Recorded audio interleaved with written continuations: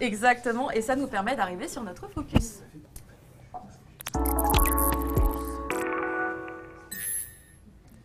Donc on va parler de... On va parler de Full Night, évidemment, focus de la semaine, la série Full Night qui en arrive à son 9e volume. Voilà, chez Glénat, volume plein de révélations, mais c'est un peu ce qui caractérise aussi Full Night, justement de manière générale, c'est que chaque volume est à son lot de révélations et de choses qui vont un peu bouleverser les idées que l'on se faisait ou les acquis que l'on avait à l'intérieur même du manga, voilà, manga de Kasumi Yasuda, Full Night, voilà, qui était parmi les nouvelles publications de chez Glénat. Le tome 9 est sorti ou sort demain? Sort demain? C'est demain, tout à fait. C'est demain, puisque demain, c'est les sorties. Demain, on se retrouvera dans une petite vidéo sur les réseaux sociaux de Glénat. Hein, vous en faites pas. On vous représentera tout ce qui sortira. Déjà, on fera une mini présentation à la toute fin pour vous rappeler d'aller en librairie dès demain. Et parfois pour des chanceux dès aujourd'hui, hein, ça arrive. Mais bon, ça, c'est pas nous. C'est pas nous qui décidons. Mais clairement, Full Night, c'est hyper important de continuer à en parler. Et parmi nos invités, alors éditrice de Full Night, et grand fan de Full Night. Voilà, on est avec les meilleurs. Meilleurs, je sais pas, mais ouais, on connaît pas mal, quoi. Alors Olivine, tu peux nous parler un tout petit peu de l'entrée dans le catalogue Glénat de Full Night et comment est-ce que ça s'est passé, pourquoi ce titre-là, etc. Et toi, globalement, ce que tu en as pensé? Eh bah, alors à chaque fois que tu me poses cette question, Ken, c'est toujours une série qui a été signée juste avant que j'arrive. C'est toujours comme ça. C'est toujours comme ça. Moi, je suis arrivée au tome... en fait, le 1 sortait quand je suis arrivée. Et j'ai travaillé, moi, sur le tome... à partir du tome 2, à partir du tome 2, ouais. Voilà, c'est ça. Mais direct, je suis tombée complètement dingue de Full Night. Par le dessin, déjà. Il y a des premières planches dans le premier tome qui sont absolument dingues. Ah ouais, je parlerai juste de la... Voilà, il y a des doubles pages. Le visage de la mère dans le... voilà, les premières images de la mère avec un visage complètement déformé. Moi, c'est là que je me suis dit, ok, je vais aimer cette série et ça va être formidable.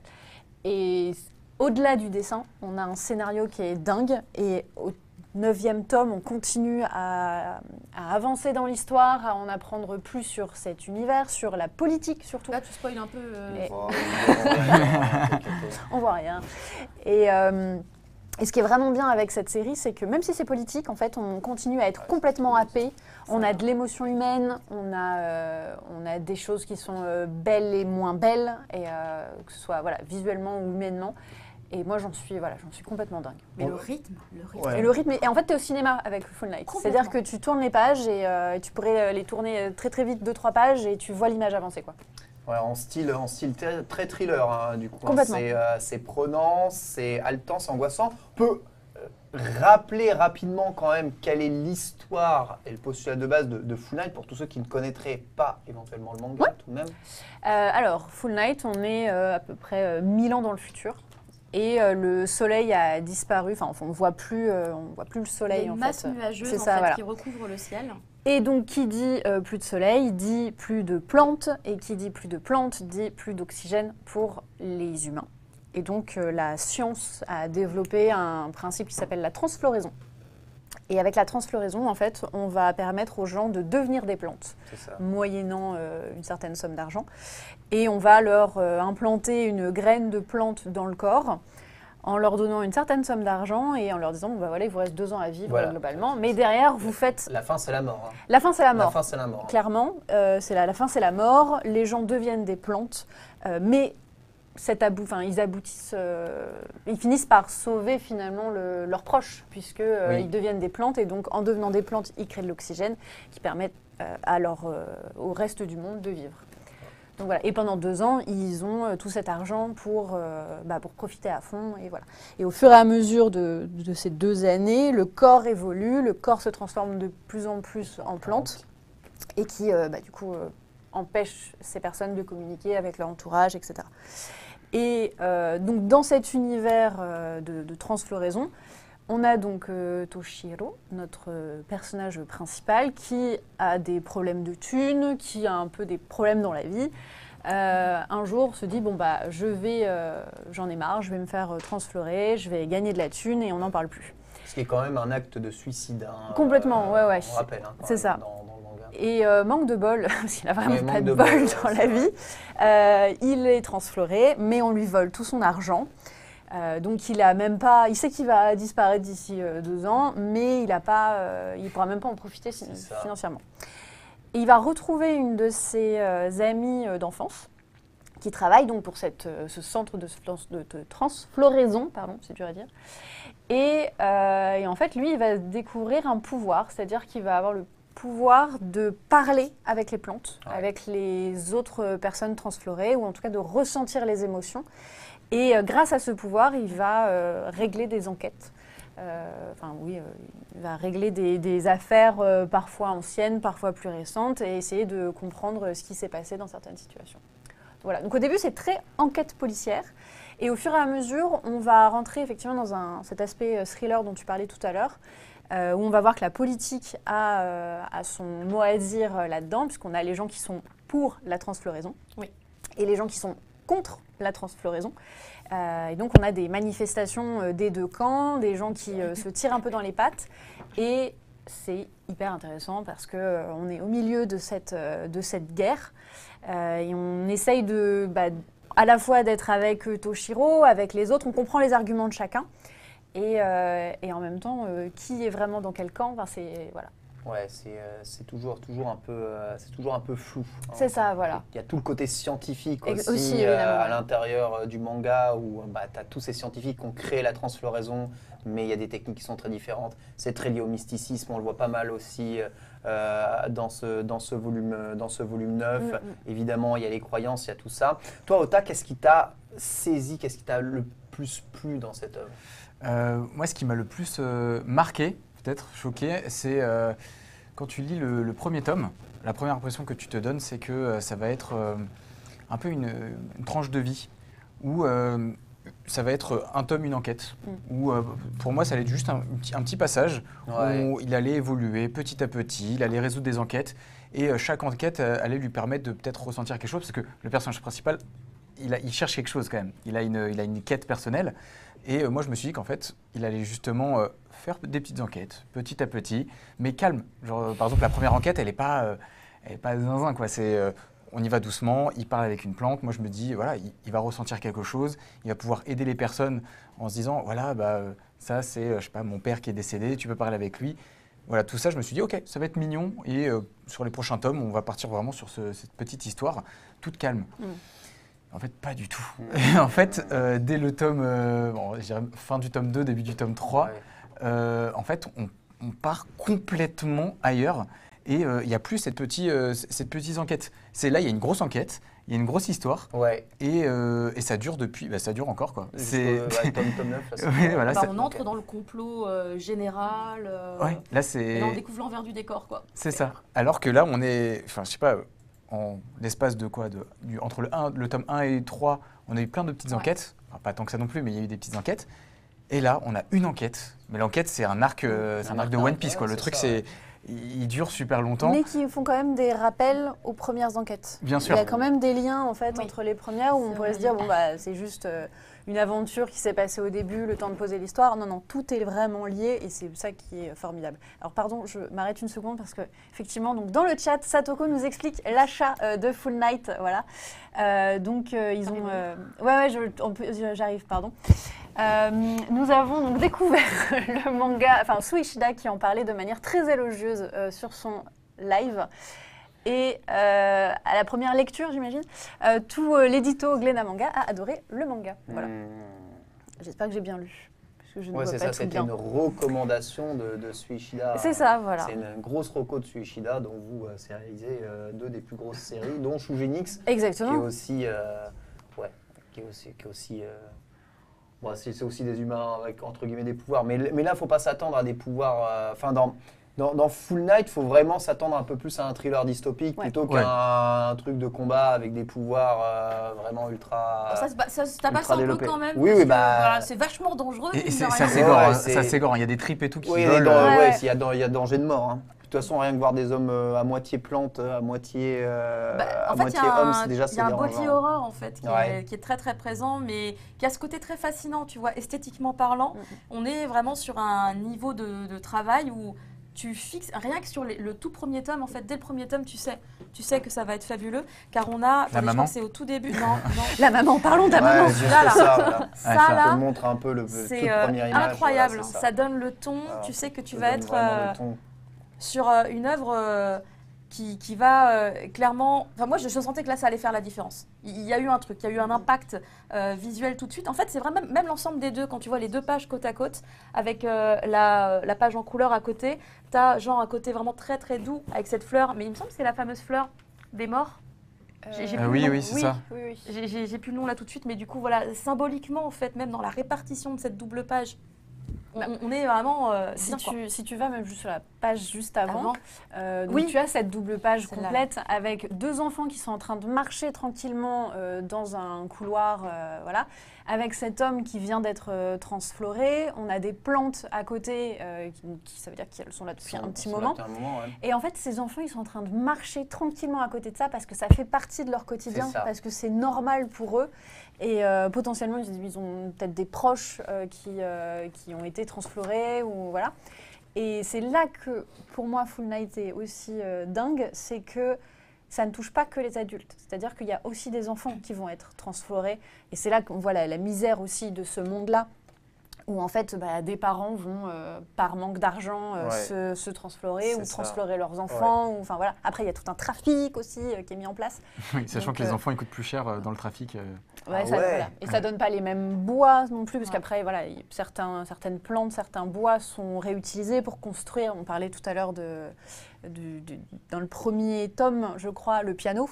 Oui, Le piano, voilà, donc, qui a été construit avec le bois du père.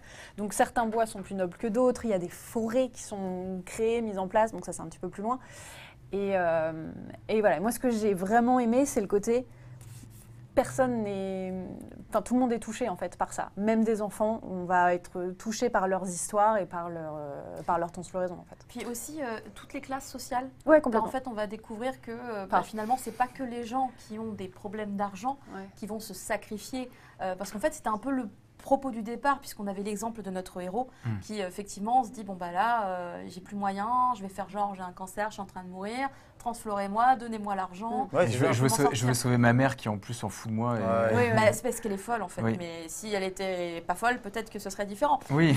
Mais du coup, on découvre après que bah non, tu peux être un riche peintre et puis bah en fait, tu décides de. Enfin voilà, il y a des trucs, tu te dis bon bah en fait, il n'y a pas que ça. Puis après, quand tu découvres l'envers du décor. Oui, parce que le logiquement, il y a trafic et des tout. conditions pour être transfloré et tout ça qui sont plus ou moins respectées suivant les laboratoires et voilà, suivant les... Après, plus loin, tu découvres plein d'autres règles sur la transfloraison parce qu'en fait, au début de l'histoire, tu te dis il n'y a qu'un endroit où on transflore, c'est là. Et puis de toute façon, il n'y a qu'à cet endroit-là qu'il y a des gens qui savent transflorer. On ne sait même pas en fait, finalement, comment on transflore vraiment. Tout est dans une zone a priori secrète une zone grise, où on vraiment... ne peut pas y accéder.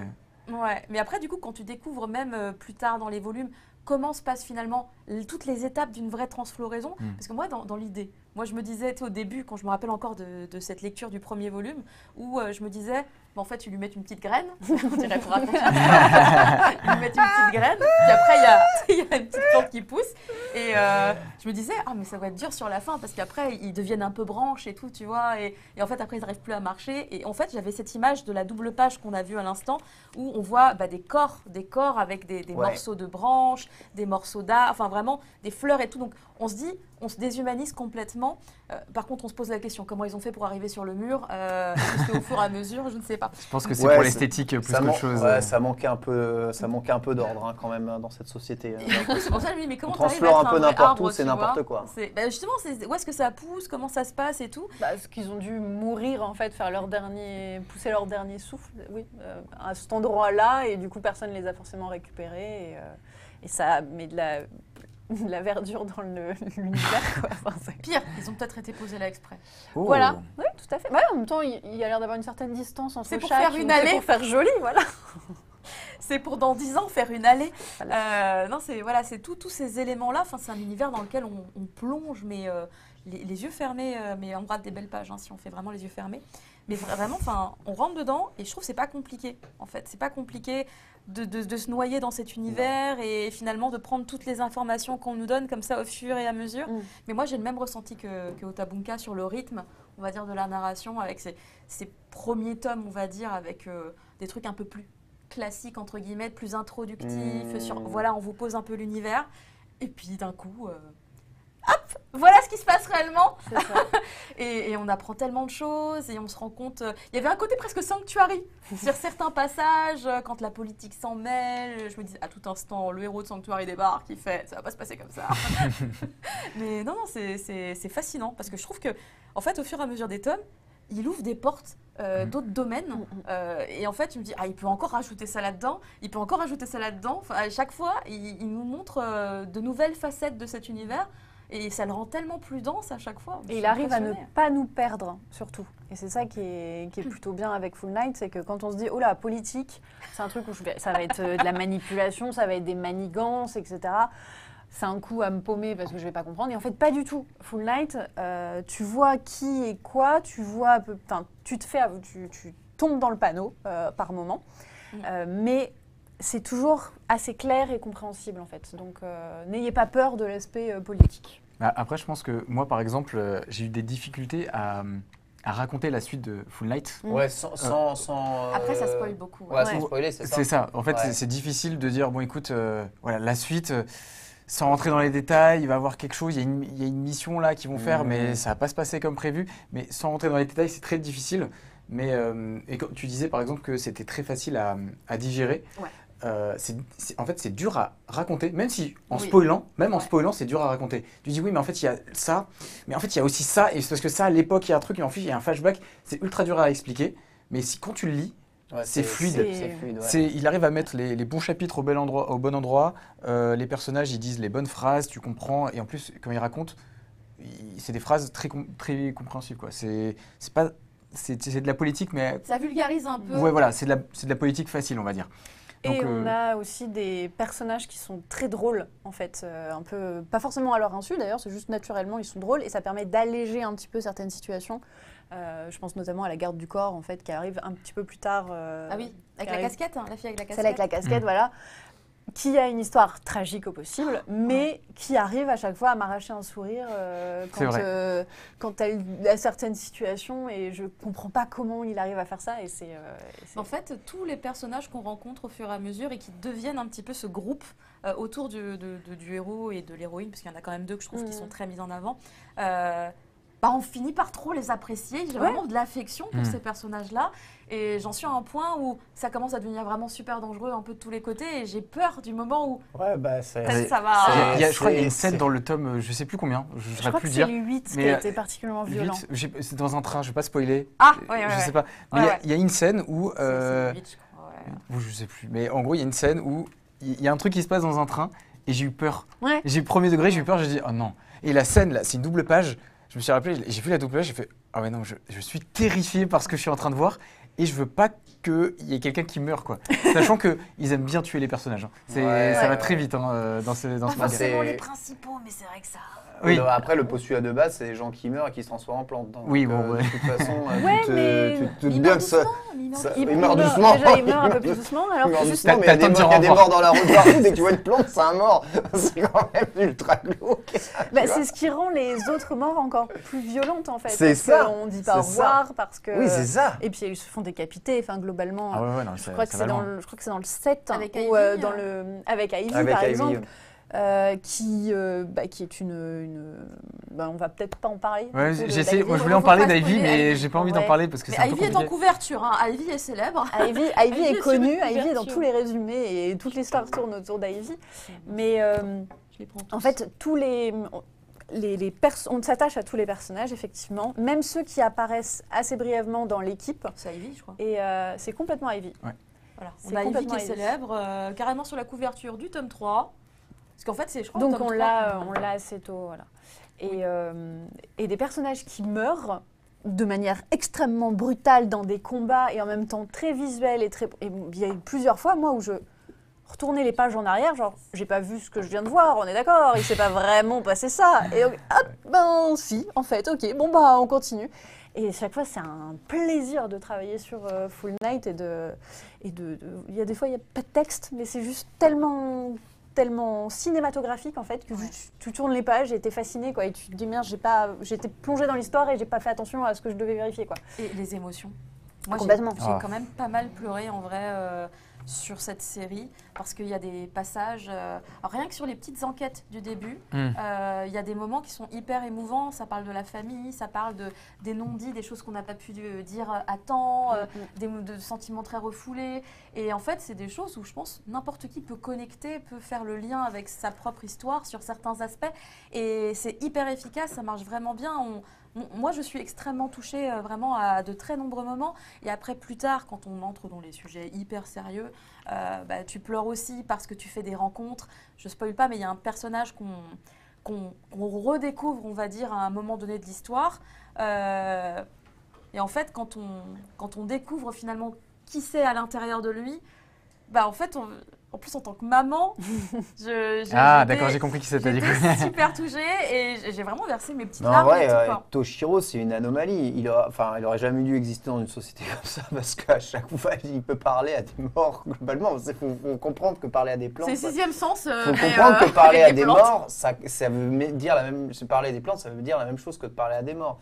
Et du coup, tu as tous les regrets de tous ceux qui sont décédés, dont lui peut entendre, peut écouter, peut traduire avec le langage de ceux qui sont encore vivants. Et peut même traduire aussi du côté de l'humain. L'humain va parler et lui, il peut en parler derrière. Exactement, voilà, il va pouvoir faire l'échange et continuer de communiquer avec des personnes qui sont, qui sont vivantes, parce que c'est un être vivant, une plante, tu vois, mais qui a totalement perdu son humanité. Donc c'est vraiment évidemment à la fois super dans certains cas, mais c'est à la fois très dangereux en vrai pour beaucoup de personnes qui veulent que le système ne s'effondre pas comme un château de cartes. Parce qu'il est foireux leur système quand même, il y avait tellement mieux à faire si le soleil n'apparaît pas. C'est ce que transformer tout le monde en plante. C'est un des éléments qu'on découvre justement en ce moment. On est en train de se rendre compte vraiment de réellement l'envers du décor. Mais le vrai, évidemment que c'est derrière foireux. les intrigues politiques et tout. Évidemment que c'est foireux. Mais du coup, l'arc dans lequel on est, parce que je pense que la série est toujours en cours au Japon, mais l'arc dans lequel on est, teasing du volume 9, la révélation au prochain volume. La vérité sur cette affaire arrivera normalement au tome 10. Donc on va dire que c'est un arc assez dense, mais on va arriver à sa finalité au prochain tome. Et franchement, j'ai envie de dire tant mieux, parce que c'est vrai que mine de rien, c'est quand même impressionnant. Enfin, je veux dire, depuis le tome 4 quasiment jusqu'au tome 10, c'est une pelote de laine et on la défile comme ça. Ah ouais. Et en fait, ce qui est impressionnant, c'est qu'il nous révèle tellement de trucs qu'on se dit waouh, mais tout ça. Et en fait, il y a encore trop de trucs à révéler. C'est fascinant de se dire que on en a pour notre argent, entre guillemets. On a plein d'infos. On se dit ah, mais c'est donc ça qui se passe. Et en fait, il y a encore tellement d'autres choses à révéler. Et ça agrandit finalement le tableau. On a l'impression que c'est un petit tableau, mais en fait, non, il est gigantesque. Il y a plein d'éléments à prendre en compte. Et là encore, en vrai, dans le tome 9, c'est encore une nouvelle facette, un nouvel aspect avec la religion. Enfin, on ouvre encore une nouvelle fenêtre. J'étais vraiment impressionnée. Et puis vraiment, moi, ce qui m'a impressionnée, c'est la révélation à la toute fin du tome 9. La toute fin du tome 9, au début, je n'étais pas sûre de ce que je lisais. J'étais en mode... Mais il me semble que cet endroit-là, dont on nous parle là, sur ce personnage-là, on l'avait vu à ce tome-là. Et du coup, tu as envie de repartir dans les anciens tomes et te dire... Est-ce qu'il y avait déjà des indices?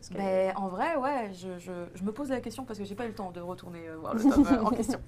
Mais à chaque fois, on est dedans. C'est haletant, c'est palpitant. Il n'y a pas beaucoup de mangas comme Full Night aujourd'hui. C'est aussi ça qui crée son côté très unique et qui fait que ça pas... C'est pas étonnant, ça a été un des coups de cœur de Suishida. Et si le mangaka il s'éclate, en plus de dessiner vraiment. Je sais qu'il y avait un autre mangaka célèbre qui avait recommandé Full Night, mais là j'ai plus le nom. Ah non, c'est pas un créateur de jeux vidéo aussi qui avait grave kiffé? C'était pas. Kojima? C'est pas Kojima, là, les gens du chat, confirmez-moi. C'est possible. Ça me dit quelque chose. C'est possible parce que, alors franchement, on est dans le scénario de Full Night, c'est du Kojima, c'est sur complot international complet, intriction, choses bizarres. Bon, ça, c'est pas des bébés morts, mais c'est des plantes, c'est un peu la même chose. Mais bah, c'est des bébés morts. Ah, c'est complètement. Ouais, d'ailleurs, si tu veux vendre le manga, ça, c'est complètement un manga Kojima aurait pu faire. C'est totalement vrai. Totalement vrai. Mais ouais, c'est super intéressant, Full Night. Et je vous invite vraiment à découvrir cette série. Si vous voulez découvrir enfin des mangas un peu qui vous sortent de vos classiques, ce qui est haletant et tenant. Totalement.